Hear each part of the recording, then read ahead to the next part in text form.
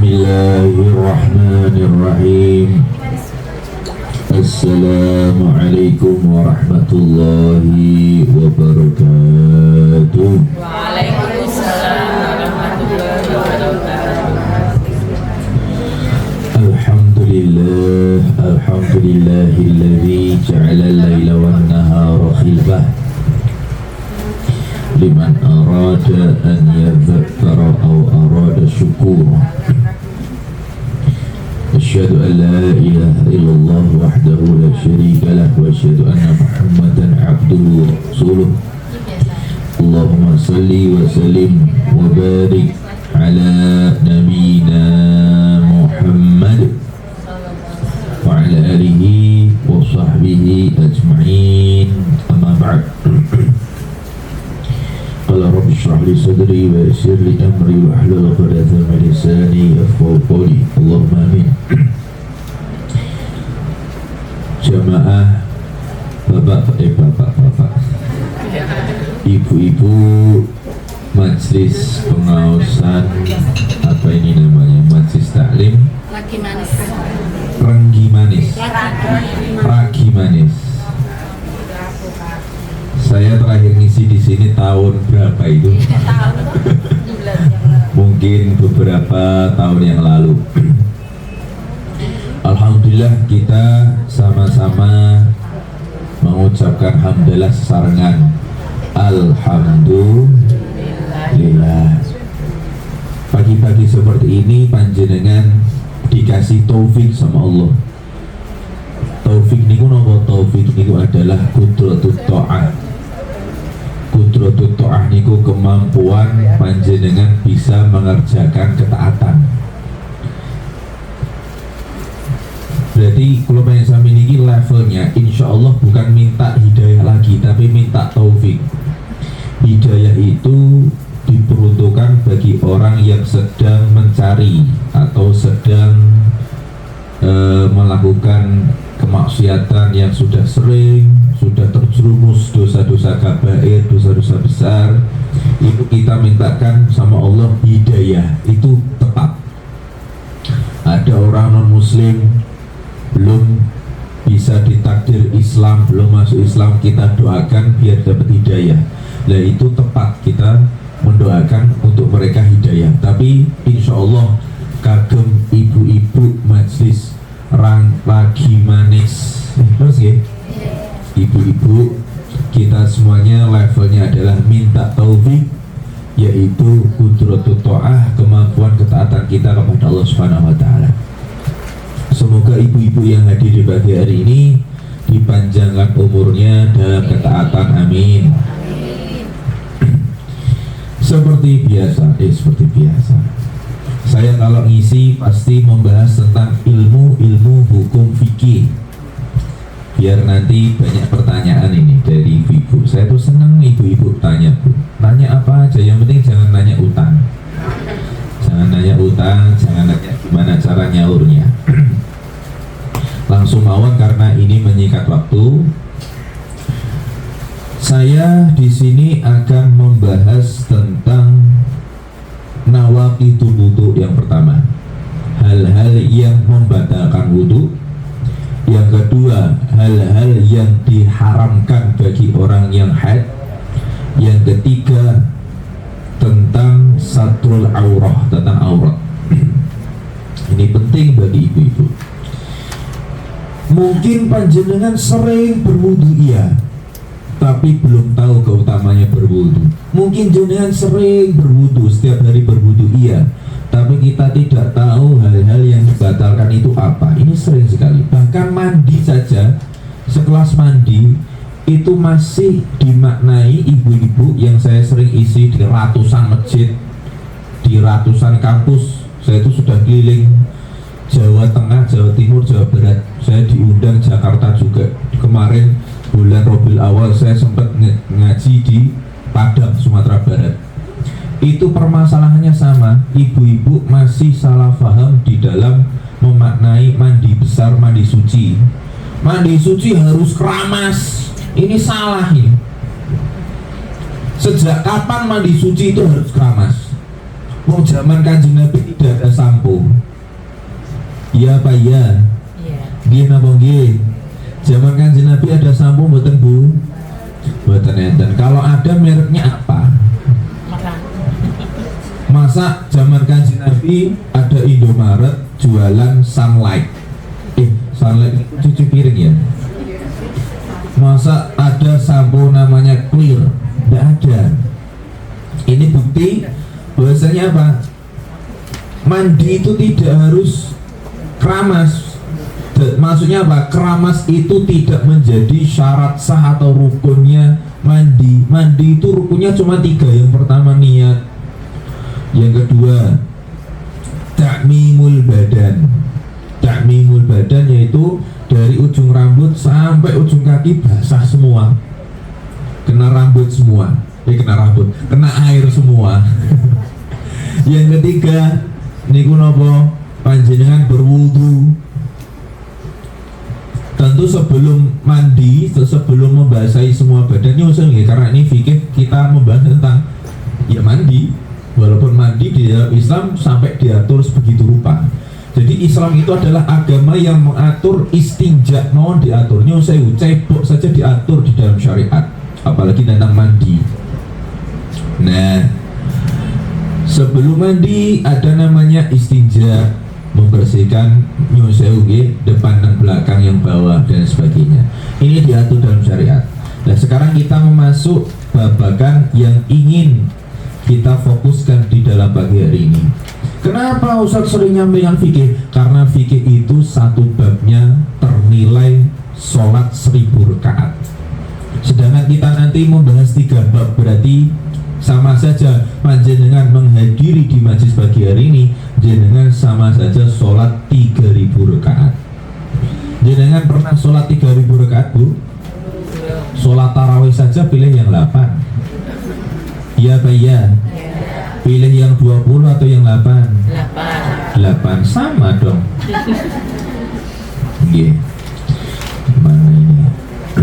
Nawaqidul wudu. Mana ini? Sebentar. Ini sambil kita nunggu masih ada ibu-ibu yang hadir. Ada hal-hal yang membatalkan wudu. Yang pertama, al-kharij min ahadis sabilain, yaitu yang keluar dari sesuatu cairan yang keluar dari salah satu lubang depan ataupun belakang. Cairan apapun yang keluar itu bisa membatalkan wudu. Kentut keluar batal wudunya. Sekarang ditanya, Ustadz, kenapa kita kentut tapi yang dibasuh bukan pantatnya? Nyusul. Wudu itu kan yang dibasuh ya muka, ya wajah. Muka wajah sama aja. Tangan, kaki, kentut kenapa enggak yang dibasuh? Pantatnya nyusul. Nah, kita berarti belum paham yang namanya hal-hal yang mewajibkan wudu. Hal-hal yang mewajibkan wudu itu ada namanya hadas kecil. Orang yang punya hadas kecil berarti dia tidak punya wudu. Sehingga secara hukmiyah orang yang kentut walaupun dia suci, tidak kencing, tidak BAB tapi kentut, maka dia tetap wajib wudu jika mau sholat. Sunnah wudu jika dia menjaga wudu. Orang yang menjaga wudu, Masya Allah, termasuk Bilal bin Rabah. Dulu Bapak Ibu, ibu-ibu, Bilal bin Rabah itu pernah disamperi sama Rasulullah. Ya Bilal, sami'tu tafana alaika fil jannah. Aku mendengar gesekan sendalmu di surga. Kamu punya amalan apa ya Bilal? Ya Rasulullah, dawai Bilal. Jawabnya Bilal, saya itu tidak punya amal apa-apa. Sholat ya biasa 5 waktu, ngadani jenengan di masjid, mendampingi jenengan. Sholat sunnah ya biasa, puasa ya tidak patek sering. Tapi saya punya satu amal istiqomah ya Rasulullah. Apa itu? Saya sering setelah wudu yaitu melaksanakan sholat sunnah wudu. Saya sering sekali wudu, menjaga wudu. Yang kedua, setelah wudu pasti saya sholat sunnah wudu.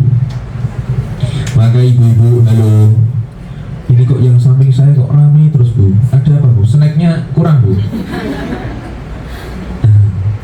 Sholat sunnah wudu ini adalah sholat yang tidak pernah diajarkan Rasulullah.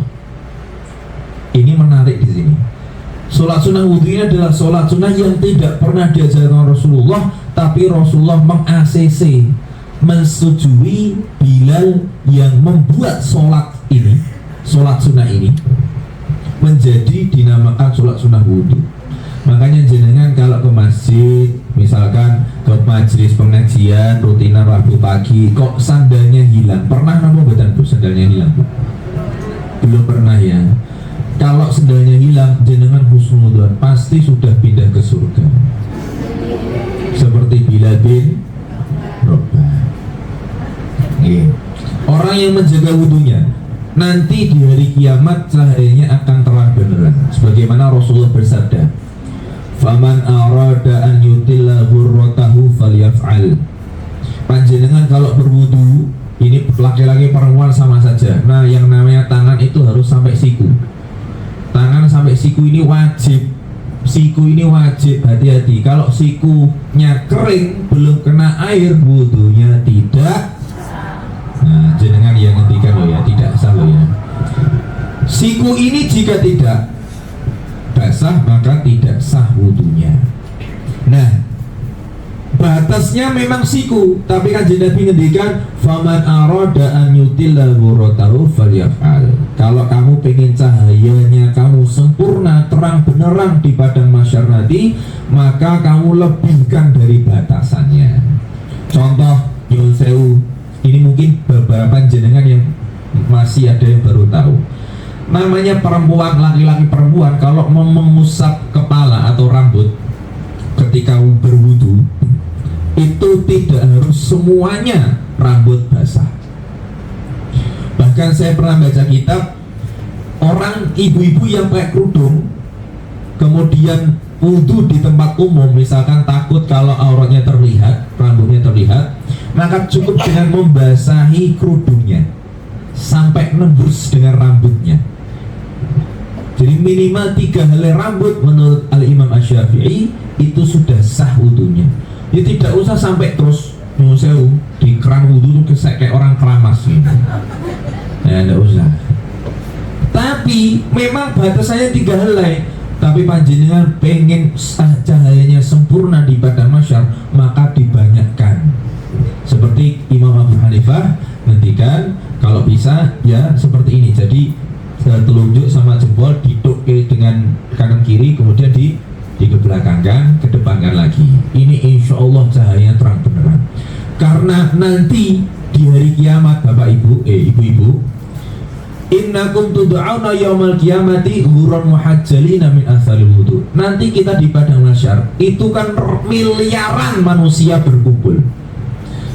Di atas itu hanya Allah, malaikat Jibril, dan Nabi Muhammad. Ini diterangkan dalam riwayat gitu. Jadi nanti miliaran manusia kumpul di padang mahsyar. Satu, matahari akan didekatkan di atas kepala kita sejauh 1 jengkal. Bahkan di dalam riwayat dijelaskan nanti manusia yang tidak taat itu bisa tenggelam dari keringatnya sendiri karena saking panasnya. Nah, kita selamat gimana nanti? Dengan arahannya Rasulullah.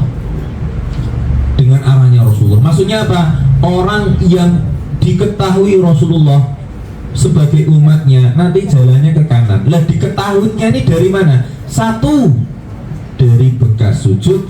2, dari bekas wudu. Min athari sujud dan min athari wudu. Dari bekas sujud dan bekas wudu. Ini nanti Rasulullah tahu dari miliaran manusia. Oh ini umatku. Oh ini ibu yang ragi manis ini yang sering hadir Rabu pagi. Oh ini umatku ini. Ini yang sering berwudu. Ini yang sering sholat. Nah maksudnya bekas sujud itu apa Ustaz? Bukan batuknya hitam. Ini nyuwun sewu. Masih ada para ustadz-ustadz yang diutus memaknai batuk apa bekas sujud itu harus jidatnya hitam. Oh enggak bisa, ibu-ibu enggak mau jidatnya hitam. Gimana menghitamkan jidat? dijeduk-jeduk di tembok, tidak bisa. Maksudnya asal sujud, bekas sujud itu apa? Orang yang sholat, sering sholat, nampak akhlaknya. Ya, bekas sujud itu seperti itu maksudnya. Jadi orang kalau sering sholat itu pasti akhlaknya terjaga. Yang dimaksud bekas sujud adalah itu. Tapi kalau yang dimaksud di akhirat bekas sujud itu adalah di tempat-tempat di anggota tubuh yang kita buat sujud itu terang benderang cahayanya. Seperti nek coro Imam Nawawi itu sujud itu wajah, baduk ini nggih, tangan, telapak tangan, dengkul, ngoten nggih. Terus kemudian telapak niku jari-jari kaki. Lah itu kan anggota tubuh harus nempel. Ya maka yang anggota tubuh yang untuk sujud ini nanti di padang mahsyar akan terang benderang. Yang kedua, min asali wudu. Maka kalau orang wudunya bekas wudunya itu asal-asalan kepek-kepek, jenengan ngertos kepek-kepekku seperti putranya jenengan ketika wudu itu Bu. Itu kan kepek-kepek Bu kalau ketika kecil-kecil itu. Bahkan ketika Ramadan ada yang kumurnya 3 kali tapi dibuangnya cuma 2 kali. Karena sekali dilek gitu nggih. Nah, maka wudu yang epek-epek itu tidak akan bercahaya nanti dia di padang mahsyar. Maka jangan sampai panjenengan ibu-ibu Rasulullah tidak kenal dengan jenengan ketika di padang mahsyar. Hati-hati. Gimana cara kenalnya? 2 tadi. Yang ketiga dengan memperbanyak bersolawat. Bu, halo. Kurang semangat Bu, halo. Solawat itu Bu, nyusul. Semua ibadah kita niki penting sangat. Niki satu baris ini coba jenengan mirengke. Semua ibadah kita yang kita lakukan kepada Allah itu bainal qabul war rad, di antara diterima atau tidak diterima. Pasti. Haji pun seperti itu, sampai ngedol sawah mangkat tekan kono niku tetap kita disuruh doa semoga haji kita mabrur. Amargi semua ibadah kita itu tidak tentu diterima Allah. Sholat pun nyun sewu jenengan sholat, ayo sholat subuh tadi misalkan kita mau mencari kekurangan sholat kita pasti ada. Jenengan sholat subuh tadi mikir berambang, mikir beras entek apa mikir jangan opo, itu kan pasti ada. Jadi semua ibadah kita ini diantara diterima atau tidak diterima, tapi kecuali satu ibadah yang pasti diterima, yaitu bersolat kepada Kanjeng Nabi. Tidak butuh khusyuk, tidak butuh wudu. Bahkan saya pernah membaca di dalam Tanqihul Qaul, di dalam kitab Tanqihul Qaul itu pernah dikatakan Rasulullah pernah ditanya, ya Rasulullah, sholawat kepadamu itu apa harus khusyuk yang dibalas 10 sama Allah itu? Kanjeng Nabi ngendikan la bal huwa likulli musallin. Tidak, orang yang sholawat tidak khusyuk satu kali dibalas 10 sama Allah. Bahkan bal yu'tihi lahu amthala jibal, bahkan Allah ngasih pahala setudun gunung. Kalau khusyuk la ya'rifu qadra dzalika illallah. Kalau pahala khusyuk, sholawat khusyuk itu tidak ada yang tahu pahalanya kecuali Allah Subhanahu wa taala. Orang mabuk sholat belum tentu diterima. Bahkan di dalam hadis dikatakan orang mendatangi dukun 40 hari sholatnya tidak diterima. Tapi nyuwun sewu, misalkan kalau ada kejadian orang mendatangi dukun 40 hari sholatnya tidak diterima, tapi dia wajib sholat walaupun sholatnya tidak diterima. Ini harus disebarkan di masyarakat. Banyak orang mengatakan, oh 40 hari sholatnya tidak diterima, berarti dia tidak usah sholat. Tidak, dia wajib tetap sholat. Ya, orang mabuk saja, orang maksiat saja sholat tidak mesti diterima. Tapi kalau ada orang mabuk bersolawat pasti diterima. Lah orang mabuk saja diterima, apalagi ibu-ibu pengajian ragi manis. Jadi jangan nyusul kalau ada ustadz yang ceramah di Rabu pagi ini keliling. Buatan gitu. Oh di sini terus gitu. Misalkan ustadznya ganti-ganti, ada yang ganteng. Misalnya ustadznya ganti-ganti, misalkan ustadznya sering bersolawat, pasti di dalam suatu majlis itu harus dibuka dengan solawat. Dikatakan dalam suatu hadis Rasulullah pernah bersabda, pengajian kalau tidak diawali dengan solawat keantana jiwa, seperti majlis bangkai. doa tidak dengan sholawat, maka tertolak doanya. Min a'zamil asbab allati turja ijabah, di dalam kitab Iqtidah Shiratal Mustaqim. Sholawat adalah pintu terbesarnya terbuka terkabulnya doanya panjenengan. Karena kita berdoa itu ada adab akhlaknya, Bu. Coba jenengan misalkan bawa proposal, misalkan loh ya, minta ke suatu lembaga, itu kan pasti kata-katanya indah, mukadimahnya indah. Masa minta sama Tuhan semesta alam, mintanya ya Allah minta mobil, ini kan tidak sopan. Sehingga adab akhlak itu ada, termasuk bersolawat. Maka Ustadz misalkan ceramah dimanapun jenengan dengar di YouTube atau khutbah Jumat, terdengar dari luar speaker dari rumah menyebut nama Muhammad, maka jenengan langsung jawab dengan sallallahu alaihi wasallam atau Allahumma sholli alaihi. Karena pernah satu ketika Siti Aisyah mendengar Rasulullah bersabdanya tadi, al-wailu liman la yarani yaumal qiyamah, celaka orang yang nanti dari kiamat tidak bisa melihatku, kata Rasulullah. Rasulullah bilang gitu. Dari orang yang beriman ya Rasulullah? Iya, ada orang yang nanti dari kiamat tidak bisa melihatku. Coba bayangkan, sekarang nyun sewu, yang kita andalkan dari amalan kita apa? Tidak ada. Nek Rasulullah sudah tidak kenal, lah terus masuk surga gimana? Kulo nyun sewu, Bu, demi Allah hak saya bersaksi dalam detik ini, saya saja tidak bisa yakin masuk surga karena amal saya sendiri. Apalagi kalau tidak dikenal Rasulullah, bagaimana jadinya nanti? Terus Siti Aisyah tanggal man zalika ya Rasul, siapa itu ya Rasul yang tidak bisa melihat engkau di hari kiamat? Kata Rasulullah apa?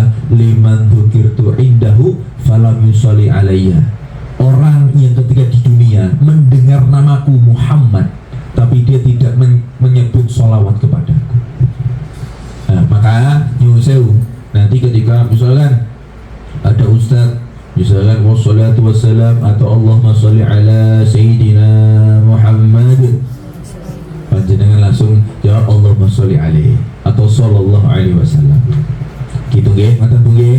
Mulai sekarang kalau Rabu pagi ada ustadz yang ceramah, kalau ada yang sholawat nyebut nama Muhammad, jenengan langsung bersolawat.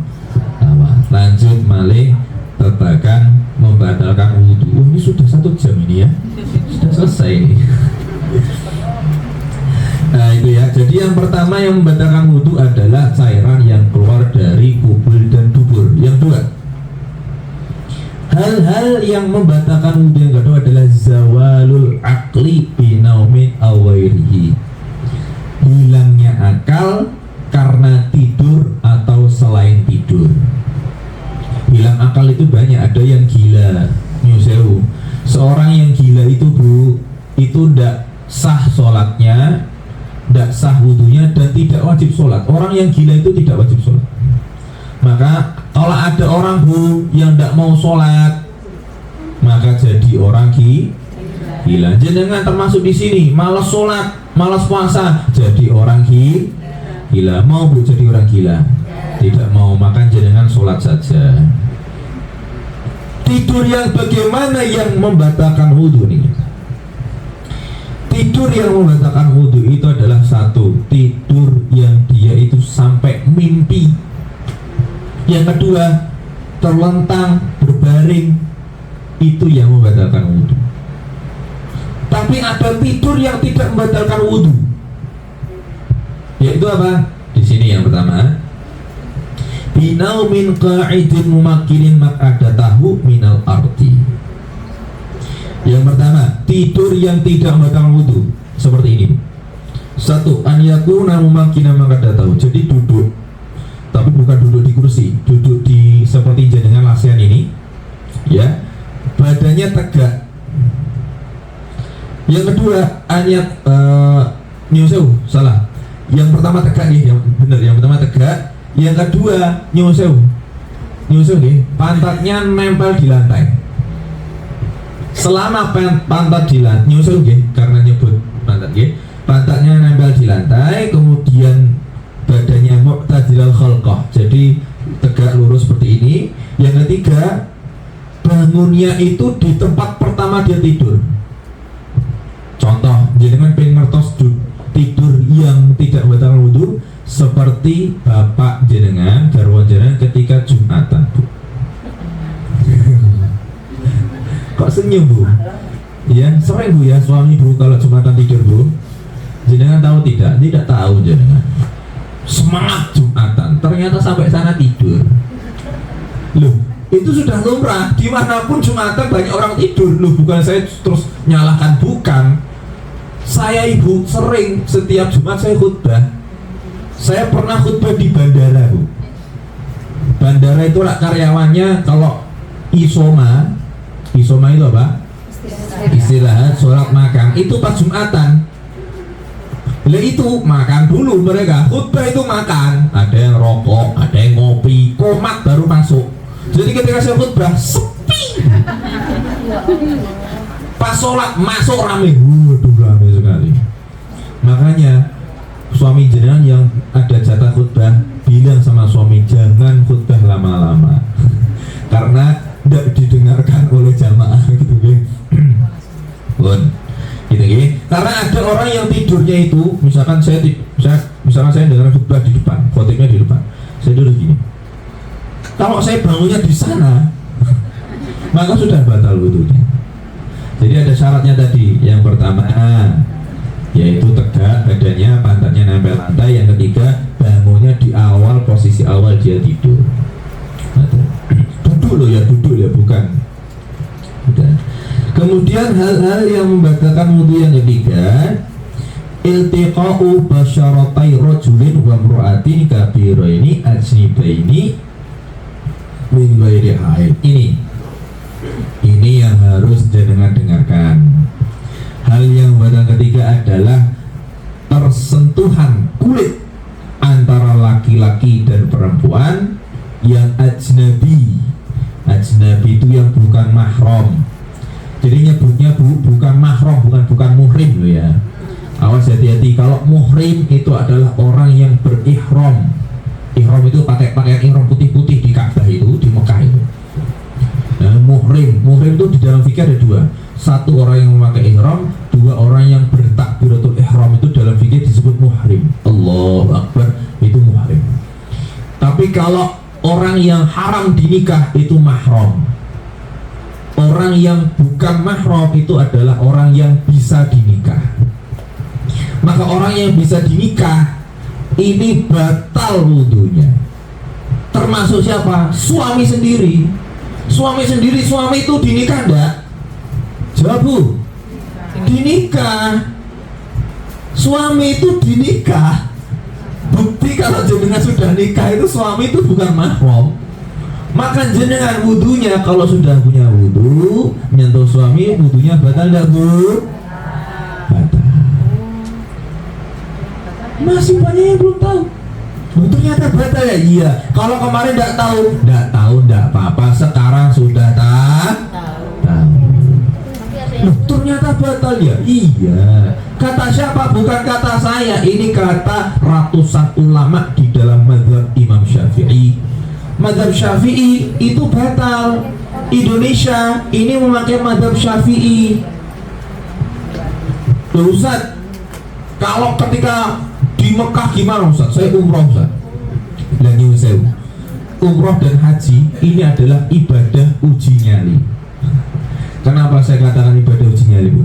Karena nyusul satu, perempuan di sana itu wajib buka wajahnya, harus kelihatan wajah ketika bertawaf. Pakaian ihram perempuan itu harus kelihatan mukanya. Sehingga nyusul saya tuh jamaah banyak. Kadang setelah haji umrah itu sowan ke pondok saya ngasih zam-zam, kurma dan sebagainya. Itu nangis, ada jamaah yang nangis Bu. Nangis. Kenapa Pak nangis? Ustaz, ternyata dari sekian banyak kemarin saya umroh lihat perempuan yang jelek cuma istri saya. Nangisnya cuma gitu. Terus akhirnya tak gini, Pak Nyosewu, istri jenengan juga nangis karena dari sekian banyak cowok yang jelek cuma jenengan. Karena di sana mancung-mancung semua. Maknanya apa? Sudah tidak usah membanding-bandingkan gitu. Lah, karena semua laki-laki bercampur. Jadi nyosewu, semua ibadah di dalam Islam, sholat harus ada satir, harus ada batasnya. Wudu harus dipisah, laki-laki perempuan kamar mandinya. Tapi ketika tawaf semua jadi satu. Negara Uzbek, Pakistan, India, semuanya jadi satu laki-laki perempuan.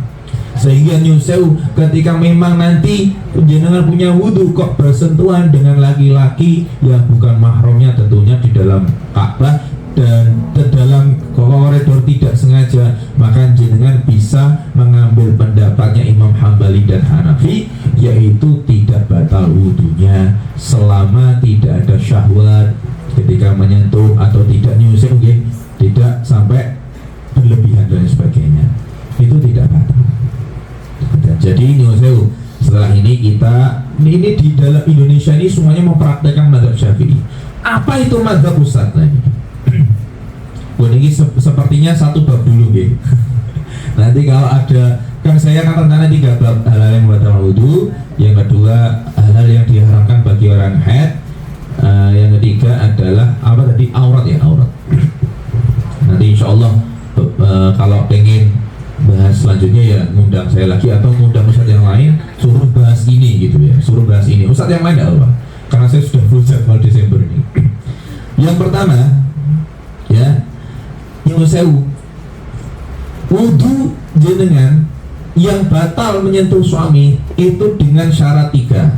Syarat batalnya ya, kalau tidak memenuhi syarat ini berarti wudunya jenengan tidak batal. Tapi kalau memenuhi syarat ini berarti wudunya jenengan batal. Yang pertama, an yakuna bil basyarati, yaitu kulit antar kulit.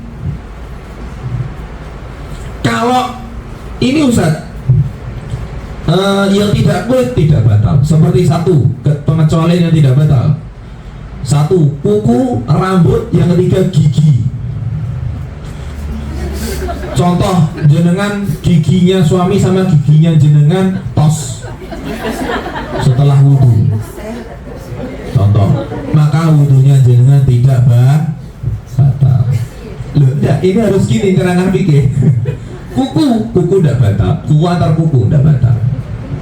Yang ketiga yaitu rambut itu tidak batal. Contoh, saya nyentuh rambut, saya punya wudhu, saya nyentuh rambutnya istri, batal tidak ini?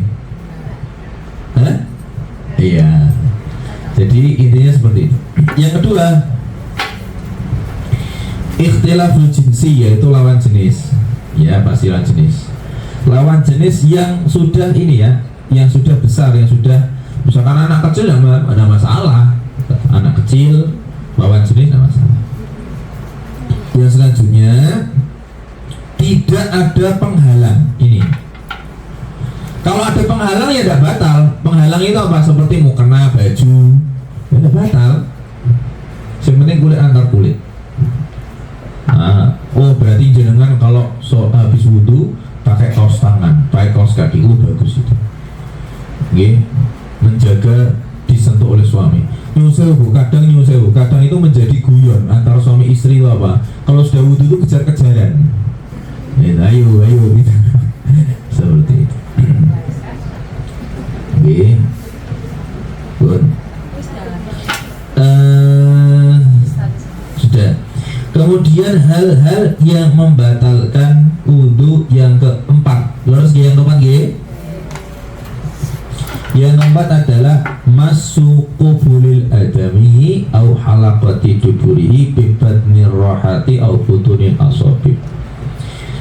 Hal-hal yang membatalkan wudhu yang keempat adalah yaitu menyentuh kubul dan dubur dengan telapak tangan. Menyentuh kemaluan itu membatalkan wudhu. Maka orang yang mandi suci, perempuan yang mandi suci, di dalam mandi itu kan ada wudhunya. Kalau bisa, sebelum jenengan membasahi semua badan, mengguyur dengan ciduk, ciduk itu bahasa Indonesianya apa? Gayung. Itu jenengan bersihkan dulu bawah, kemaluan yang saya kubul dan dubur. Kemudian setelah itu baru wudhu, baru mandi. Kenapa seperti itu? Wudhu dulu baru mandi, bukan mandi dulu baru wudhu. Karena jenengan kalau wudhu dulu baru mandi, maka jenengan mandinya dalam keadaan wudhu, nanti pahalanya double.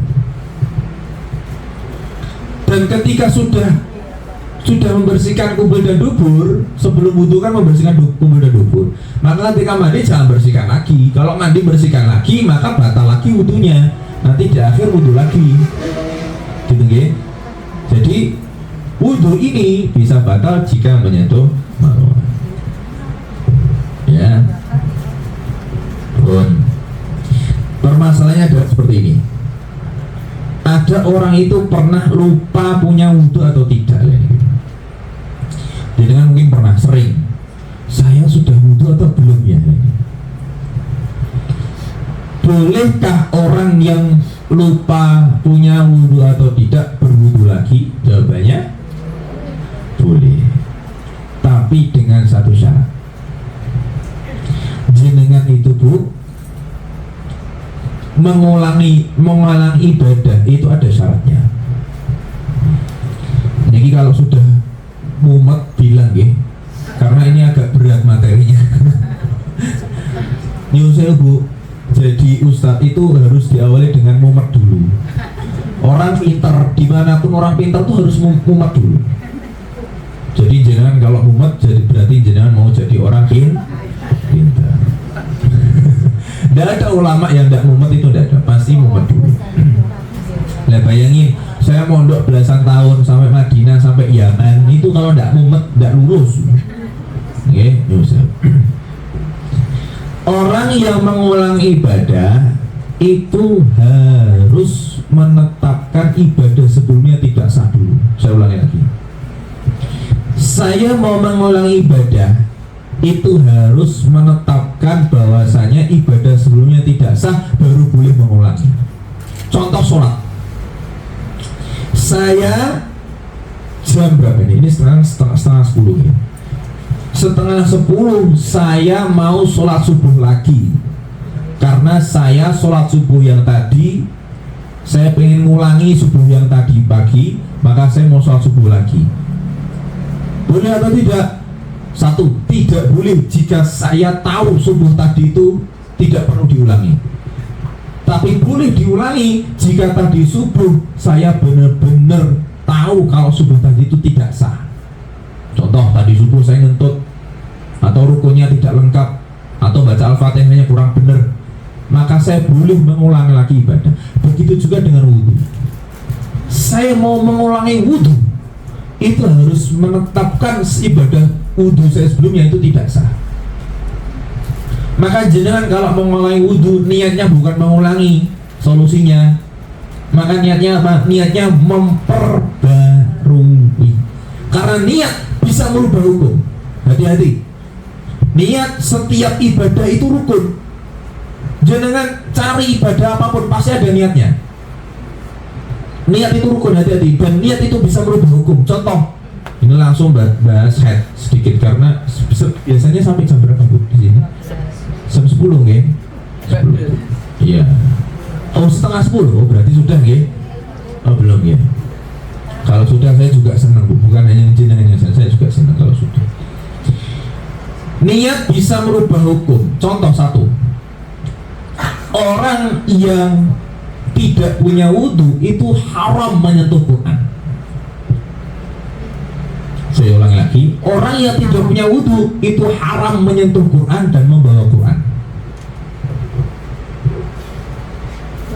Tapi jika membawa Qurannya niatnya tidak bawa Quran, maka boleh. Loh, gimana itu Ustaz? Niat bawa Quran tapi niatnya tidak bawa Quran. Contoh, ini sudah mumet belum? Belum. Contoh ya, pelan-pelan ya, pelan-pelan. Ini memang tadi saya bilang satu bab fikih itu jenengan dapat pahala sholat sebagaimana sholat 1000. Daripada sholat 10 rakaat mending mumet sebentar. Pilih mumet apa 10 rakaat? Oh, 10 rakaat. Contoh, ya enggak apa-apa. Pelan-pelan, enggak apa. Ya ngaji seperti ini, Contoh, ini tas. Saya bawa tas ini, dalamnya ada HP, dompet, bedak misalkan. Terus jenengan apa? Alat-alat make up misalkan. Di sini misalkan. Terus dalamnya ada Quran. jika saya membawa tas ini niatnya hanya bawa Quran, maka saya selama bawa tas ini harus punya wudhu. Paham gak? Sampai sini paham dulu gak? Paham gak? Tasnya jenengan itu loh Bu, kalau jenengan niatnya ke sini bawa Quran saja, aku tak bawa Quran, niat masukkan tas, masuk dalam tas, maka jenengan kalau niatnya bawa Quran saja, maka jenengan harus punya wudhu selama jenengan pegang tas itu. Tapi beda lagi jika jenengan niatnya tidak bawa Quran. Di dalam tas ini saya ada bedak tadi lah, yes, perlengkapan jenengan, ada pampers juga, ada apa lagi? Ada ATM, ada kipas angin, yang kipasnya kecil itu. Wah, tas-tasnya ibu-ibu kan lengkap. Masya Allah, ada linggis, tidak ada ya linggis ya? Tidak ada. Gosok gigi dan lain sebagainya. Dalamnya ada Qur'annya, tapi saya niatnya apa? Bawa barang-barang saya, maka boleh tidak pakai wudhu. Tapi kalau niatnya dua-duanya Ustaz, niatnya dua-duanya boleh tidak pakai wudhu. Paham sampai sini? Ini bukti kalau niat bisa merubah hukum. Ini mazhab Syafi'i. Contoh lagi niat yang bisa merubah hukum. Jenengan haid nyusul, menstruasi dan sebagainya. Jenengan itu bagi orang yang haid itu tidak boleh membawa Quran dan menyentuh Quran. Membaca Quran tidak boleh. Sekali lagi, orang yang haid haram membaca Al-Quran. Kalau niatnya membaca, tapi kalau niatnya tidak membaca, itu boleh. Seperti apa? Niat pikir boleh. Niat menghafalkan, seperti saya punya santri. Ini saya nyusul Bu, sekalian iklan sebentar ini. Saya merintis 3 pondok. 1 yang di dekat Bandara Solo, 2 di Sragen, yang ketiga di Boyolali di Bengging. Semuanya pondok tahfidz. Saya punya santri putri, ketika haid mereka harus menjaga hafalan, karena mereka membaca Al-Qurannya dengan niat menghafal dan menjaga hafalan, maka boleh.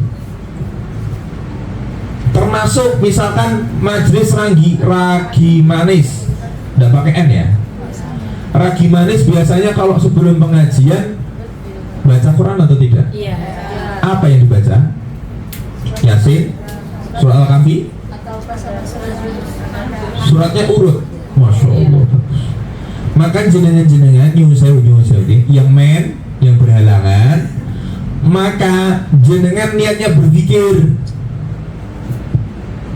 atau jenengan memang ya tidak usah bawa Quran, sudah diam. Orang yang mendengarkan Al-Quran itu kan sudah pahalanya sudah tersendiri. Ya, sudah jam 9:30 lebih 7. Lanjut apa sudah? Lanjut. Sudah mumet belum? Belum ya. Yang mumet angkat tangan ya, biar saya tolong ya. Bab yang kedua adalah hal-hal yang diharamkan bagi orang yang tadi. Sebentar, saya carikan dulu.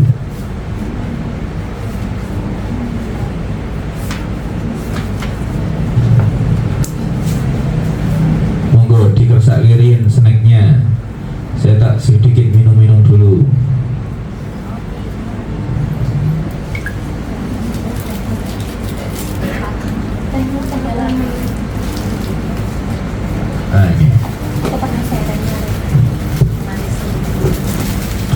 Ya, hal-hal yang diharamkan bagi orang yang haid, yang punya hadas, yang junub, ada 3 ya.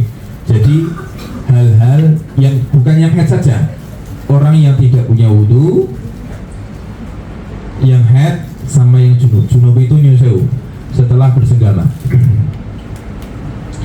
1, ada 4 hal yang diharamkan bagi orang yang haid, orang yang tidak punya wudhu, dan orang yang junub. Yang pertama, as-sholatu ikut sholat.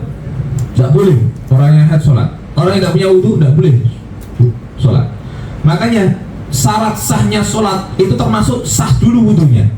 Hati-hati, orang itu banyak orang yang penting wudu langsung sholat, padahal syaratnya sholatnya sah itu wudunya harus sah dulu. Banyak orang yang wudunya kepek-kepek. Jangan coba cek orang yang sholatnya khusyuk, tidak mungkin wudunya tidak khusyuk. Syarat sholatnya khusyuk pasti wudunya khusyuk. Makanya banyak masjid itu tulisannya di dalam midoah itu tempat wudu, khusyuklah dalam wudu maka kamu khusyuk dalam sholat. Nah, sholat ini ada ibadah yang setara dengan sholat itu juga haram bagi orang yang tidak punya wudu. Bagi orang yang haid, bagi orang yang junub itu juga haram. Seperti apa yang pertama? Sholat jenazah. Ini penting sekali. Tapi jangan ditanya tentang ngafani dulu ya, jangan tanya dulu. Karena ini panjang nanti, jangan nanya. Nanti saya jawab nanti sampai jam 1. Saya siap jawab tapi jenazah tidak siap mendengarkan karena lama sekali kalau bahas jenazah. Sholat jenazah itu dulu bagi perempuan sunnah. Mengiringi jenazah boleh-boleh saja. Tapi ada ulama yang mengatakan perempuan itu makruh. Ada ulama juga yang mengatakan makruh mengiringi jenazah sampai dikuburkannya di kuburan itu. Yang paling sunnah itu laki-laki. Cuman ada yang mengatakan sunnah juga. Jadi intinya apa? Perempuan itu boleh tidak, boleh iya. Di mana-mana perempuan itu gitu. Sholat di masjid bagus, sholat di rumah bagus. Nah laki-laki sholat di rumah terus, dirasani wong. Wong lanang orang ke masjid. Padahal sholat berjamaah niku hukumnya bagi laki-laki fardu kifayah. Fardu kifayah itu apa? Wa in umila wahidun saqata 'anil baqi. Sholat berjamaah bagi laki-laki itu fardu kifayah. Fardu kifayah itu adalah wajib, tapi bagi orang yang sudah mengamalkan maka gugur kewajiban yang lain. Jadi fardu kifayah itu jika ada orang yang mengamalkan gugur kewajiban yang lain. Contoh di perumahan apa ini namanya? Ya orang gimana sih ya perumahannya? Iya itulah residen sopo itu. Perumahan ini ada masjid. Misalkan satu perumahan tidak ada yang ke masjid, maka bapak-bapak laki-laki wajib ke masjid semua. Tapi jika satu masjid sudah ada satu shaf, maka gugur kewajiban bapak-bapak yang lain yang tidak di masjid. Jangan sampai dikatakan sholat berjamaah bagi laki-laki itu wajib fardu ain. Bahaya. Misalkan saya dokter belah perutnya ibu hamil, seret mau operasi sesar, dengar azan, azan, aku tak sholat sih, mati. Satpam harus ke masjid terus. Gimana nanti kalau satpam atau kalau ada maling-maling? Makanya ada sip-sipan dan sebagainya. Dan ini sewu. Jadi jamaah. Kalau perempuan gimana? Ada dua hadis yang berbeda pendapat. Yang pertama, Rasulullah pernah bilang, afdolnya perempuan itu sholat di rumah. Paling afdol lagi di rumah di dalam kamar. Paling afdol lagi di dalam kamar di ruang yang sempit yang tidak ada yang tahu. Yang di rumah kono. Ini yang pertama. Itu jangankan tidak ada yang tahu, suami pun tidak tahu itu. Nyari-nyari itu, bu, tidak ada itu. Tapi di lain sisi Rasulullah juga pernah bersabda, la tamna'u nisa'akumul masjid, nisa'akumul masjid, kamu jangan melarang perempuan ke masjid. Karena dulu pernah ada suatu ketika Rasulullah sholat subuh diikuti dengan perempuan Bani Sulaim kalau nggak salah. Itu banyak perempuan sholat di belakang Rasulullah ketika sholat subuh. Pas pulang tidak ada yang tahu. Jadi berangkat tidak ada yang tahu, pulang tidak ada yang tahu. Dulu zaman Rasulullah gitu perempuan. Kalau sekarang ke masjid itu dikit, tasnya bagus, cik. Kadang gelangnya kalau pas takbiratul ihram kompiang gitu. Buat saya tuh tidak nyindir, saya tuh cerita saja, namanya cerita ya ibu-ibu gitu. Jadi ada dua hadis, satu afdal di masjid boleh, satu di rumah juga afdal. Tapi menurut qaul Syekh Wahab Az-Zuhairi, ulama-ulama Mesir itu mengatakan kalau ibu-ibu yang sudah merasa tua itu lebih afdal ke masjid. Bagus ke masjid. Tapi kalau masih merasa cantik, ibu-ibu merasa masih cantik, maka afdal di Tunggu ya. Loh ada loh kemakruhan bagi perempuan menghadiri Idul Fitri. Nyusul bu, Idul Fitri dan Idul Adha itu bagi orang perempuan walaupun haid sunnah menghadiri, sunnah mandi juga walaupun belum suci. Yuk mandi-mandi biasa untuk memuliakan, merayakan, menggembirakan sholat Idul Fitri dan Idul Adha. Tapi makruh bagi orang yang paling cantik. Itu ada ulama yang mengatakan seperti itu. Kenapa? Jadi gosip itu. Anak sopo itu. Ayu nih orang ngetok. Maka jenengan kalau masih cantik, merasa cantik banget, sholat di rumah.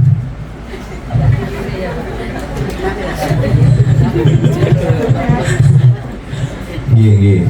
Sholat jenazah tadi. Lanjut lagi ya. Lanjut kalau sudah 5 menit lagi ya. Nanti setelah itu saya buka pertanyaan.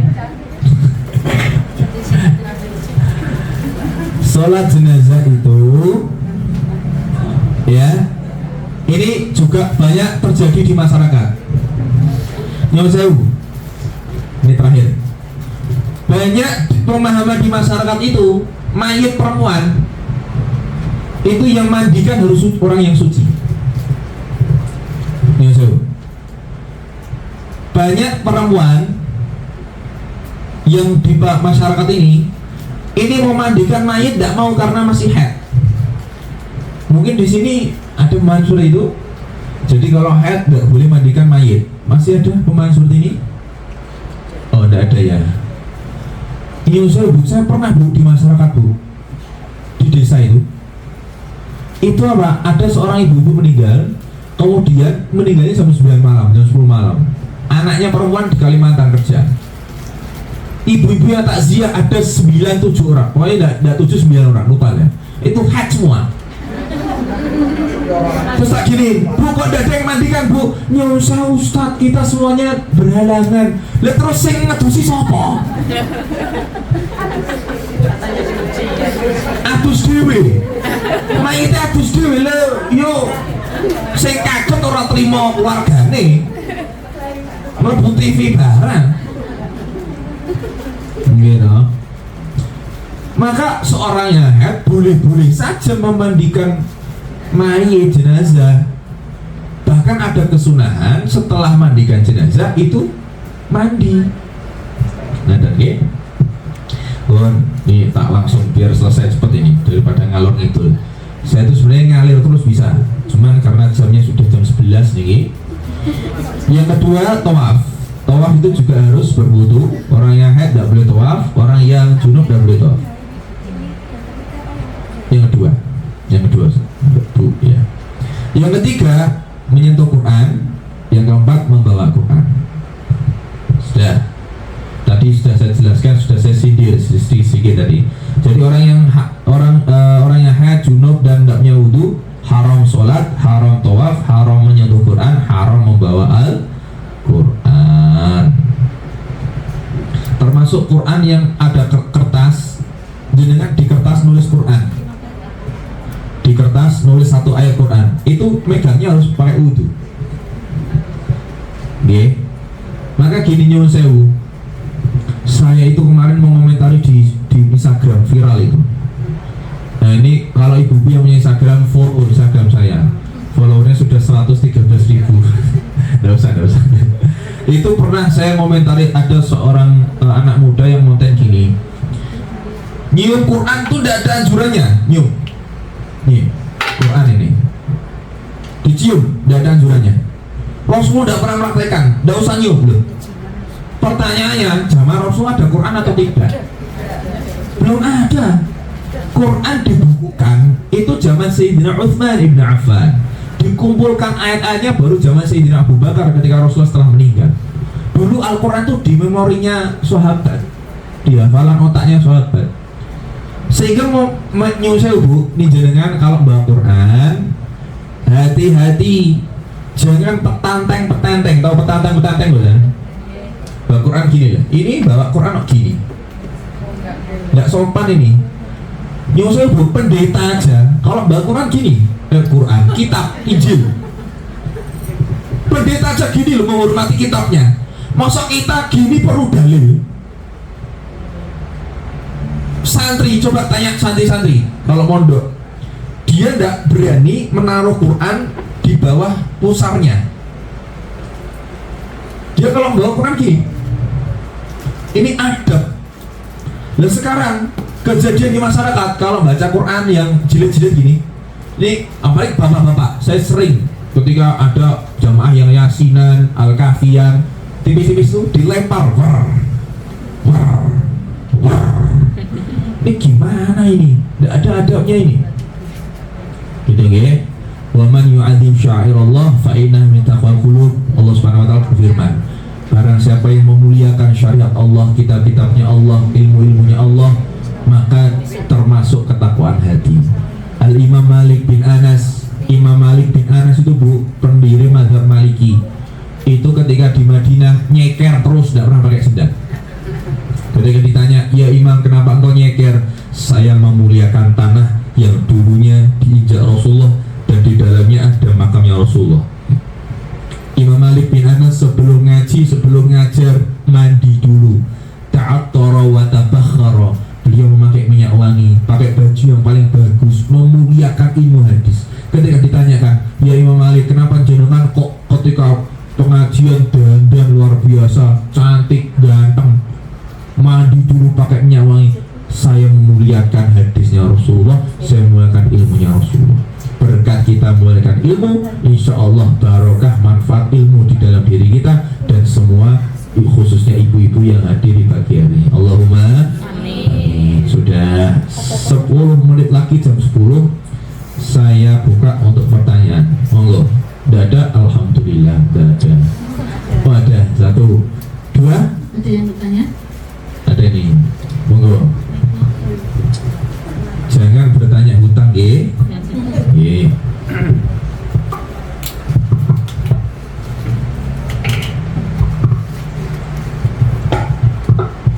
Assalamualaikum warahmatullahi wabarakatuh, Ustaz. Ini ada 2 hal yang saya tanyakan. Yang pertama mengenai hukum laki-laki memandikan jenazah perempuan. Jadi tetangga saya itu perempuan dan yang memandikan jenazah itu laki-laki, ya bukan, maksudnya laki-laki sembarang gitu, intinya itu yang dituakan atau bagaimana. Nah, itu hukumnya bagaimana? Sedangkan pada waktu itu ada beberapa orang dan termasuk saya mengatakan bahwa yang boleh memandikan itu adalah perempuan atau suaminya atau yang bukan mahram atau apa ya, seperti itu. Nah, ini sembarangan itu, Ustaz? Tidak boleh, tidak boleh, itu tidak boleh, sangat tidak boleh, karena satu ada jenengan, apalagi sangat tidak boleh. Sedangkan perempuan itu banyak sekali. Iya, tidak boleh. Ketika kita meminta maaf, ini harusnya perempuan gini, tapi beliau yang merasa agamanya lebih baik itu tetap nekat bahwa orang-orang tersebut yang memandikan itu dengan alasan bahwa perempuan tersebut berat apa namanya? Berat badan. Tidak bisa, tidak ada alasan seperti itu. Jadi kalau masih ada perempuan, kecuali di pulau itu laki-laki semua, tidak ada. Maka jenengan tidak boleh, dia tidak boleh. Tidak usah diulang lagi. Iya, kalau ya seperti itu, kalau karena sudah terlanjur ya sudah, hukumnya bukan di perempuannya, bukan di mayitnya, tapi di laki-laki yang memandikan itu. Dihisab sama Allah sudah. Dan yang memandikan kan nggak tahu ya Ustaz, hanya mereka mengikuti dari beliau itu yang merasa. Ada misalnya ada sedikit kebolehan itu di mana? Di yang keluarganya sendiri itu masih agak. Iya boleh, ini bukan. Siapa ini tidak boleh? Tidak boleh, tidak ada. Yang keluarga paling cuma 1. Iya itu tidak ada.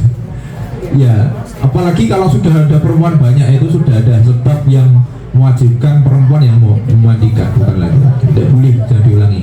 Dan oke, kemudian pertanyaan kedua Ustadz, bahwa ketika kita mau naik haji atau umrah itu setidaknya kan kita tidak punya hutang begitu ya Ustadz. Tetapi bagaimana hukumnya bila mana ada orang tersebut diajak untuk berhaji atau umroh sedangkan orang tersebut mempunyai hutang, apakah sah itu? Begini, tidak ada syarat sah di dalam haji dan umroh harus utangnya lunas, tidak ada. Tidak memengaruhi haji dan umrohnya. Haji umroh ibadah sendiri, utang lunas perkara sendiri. Sehingga utang lunas itu, utang itu kan seumur hidup tanggungannya. Jika sudah lunas, jika belum lunas nanti sampai meninggal tetap dipertemukan dengan orang yang diutangi. Nah, ibadah haji tidak ada namanya syarat sah harus lunas. Cuman memang ada nasihat para ustadz, para kiai yang mengatakan seperti ini, kalau bisa utangnya dilunasi dulu. Itu tetap baik, nasihat itu tetap baik. Tapi sebenarnya tidak mempengaruhi dengan ibadah hajinya. Seperti loh, jangankan haji, sholat. Sebelum jalan sholat tuh harusnya utangnya sudah lunas. Kalau kita kait-kaitkan, lebih baik seperti itu gitu. Jangan sebelum safar kemana, misalkan mudik, biar misalkan saya takut kalau mudik kejadian apa-apa, kecelakaan dan sebagainya, mending saya lunasi dulu utangnya. Ya seperti itu, ada beberapa ihtimal, ada beberapa kemungkinan. Jadi nasihat itu tetap baik dan dilakukan juga baik. Dan misalkan ada keadaan darurat yang belum ada uang sehingga dia tidak bisa melunasi, juga tidak mempengaruhi ibadah hajinya. Satu lagi ya Ustaz ya. Yeah. Ini Ustaz, jadi ya ini berhubungan dengan orang meninggal dan yang berutang. Nah, orang tersebut meninggal berutang, tapi ada Ustaz yang tidak mau mendoakan atau memandikan dengan alasan beliau seperti itu gitu. Gimana itu? Ya, ini menjadi pertanyaan terakhir aja ya. Karena ini panjang ini, saya jawab dengan sepuas dengan jenengan sampai puas ya. Saya jawab. Satu, pernah Rasulullah tidak menyolatkan orang yang punya utang? Sebentar ya, jangan dipotong sampai sini ya. Dengarkan dengan lengkap. Rasulullah pernah tidak menyolati orang yang punya utang. Gimana itu kejadian? Pertama, Rasulullah ketika mendatangi orang yang meninggal punya utang, kemudian Rasulullah tanya, Allahu dainun, apa ini mayat ini punya utang? Na'am ya Rasulullah, alaihi dinaroni. Ya Rasulullah, iya, ini orang punya utang 2 dinar. 2 dinar itu kalau dirupiahkan sekitar 2.300.000-an. Zaman itu sudah besar mungkin segitu. Kemudian Rasulullah balik badan pulang, kundur Rasulullah. Kemudian ada satu sahabat yang nututi itu apa ya? Mengikuti ya. Saya itu kayak ya campur-campur gini, wong Jawa asli kok. Nututi Sayyidina Qatadah, namanya Qatadah, sahabatnya Qatadah. Nututi, ya Rasulullah, alaihi ma alayya. Ya Rasulullah, 2 dinar itu tak tanggung saja. Padahal belum lunas, belum dibayar, tapi ngomong saya tak tanggung saja. Padahal Qatadah ini bukan ahli waris, bukan keluarga si mayit. Rasulullah balik lagi sholat. Allah, disolati Rasulullah, gimana? Masya Allah, terjamin surganya. Setelah itu, 2 hari setelah itu, Qatadah didatangi sama Rasulullah. Ya Qatadah, sudah sahur belum utangnya? Belum ya Rasulullah, belum. Terus kata Rasulullah apa? Saya melihat mayit itu panas kulitnya di liang lahat, terbakar dia karena utangnya. Kemudian Qatadah langsung siap-siap, kalau sahur ini Rasulullah, langsung lari Qatadah. Ketika sudah disahur, sowan lagi Qatadah, ya Rasulullah sudah kesahur utangnya mayit itu. Kemudian Rasulullah ngendikan, al-ana baridah jildu, sekarang kulitnya sudah dingin, sudah adem. Nah, maknanya apa? Itu ada hukum. Dari situ kejadian itu ada hukum. Jadi bukan disimpulkan sendiri, tidak. Kita menyimpulkan di situ dari ulama, tidak bisa kita menyimpulkan sendiri. Maka ulama termasuk Imam Nawawi mengatakan, memang ada anjuran untuk tidak menyolati orang yang meninggal satu dalam keadaan maksiat. Meninggal misalkan ada orang meninggal karena judi, mabuk dan sebagainya.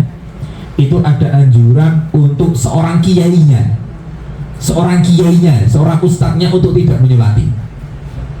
Kata Imam Nawawi, yang nyolati orang masyarakat biasa aja. Ustadznya yang menjadi uswah, yang menjadi panutan di dalam ilmu agama di masyarakat itu lebih baik tidak usah. Untuk apa? Biar ada efek jerah di situ.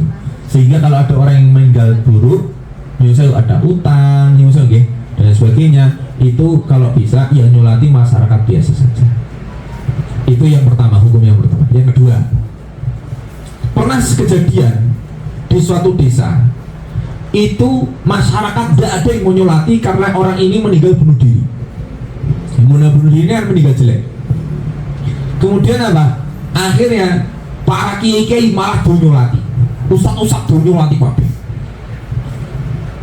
Ketika ditanya, ya ini ada di dalam kitab I'anatul Talibin syarahnya Fathul Mu'in. Al-Imam Ibnu Munkadir itu seorang tabi'in. Seorang tabi'in itu periode setelah sahabat. Itu ada ulama paling tersohor di zaman tabi'in namanya Al-Imam Ibnu Munkadir. Itu menyolati orang yang meninggalnya tidak baik, seperti punya utang, terus apa lagi? Bunuh diri, mabuk dan sebagainya. Ketika ditanya,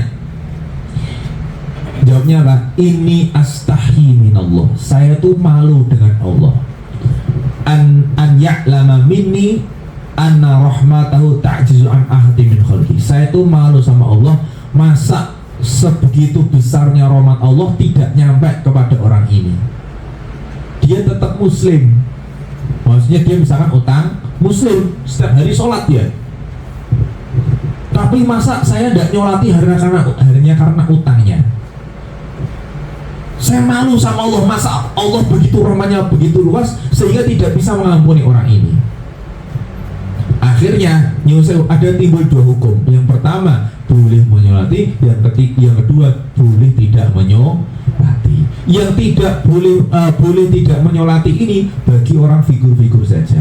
Kita orang awam nyolati saja. Oh enggak apa-apa, doakan orang lain juga bagus kok.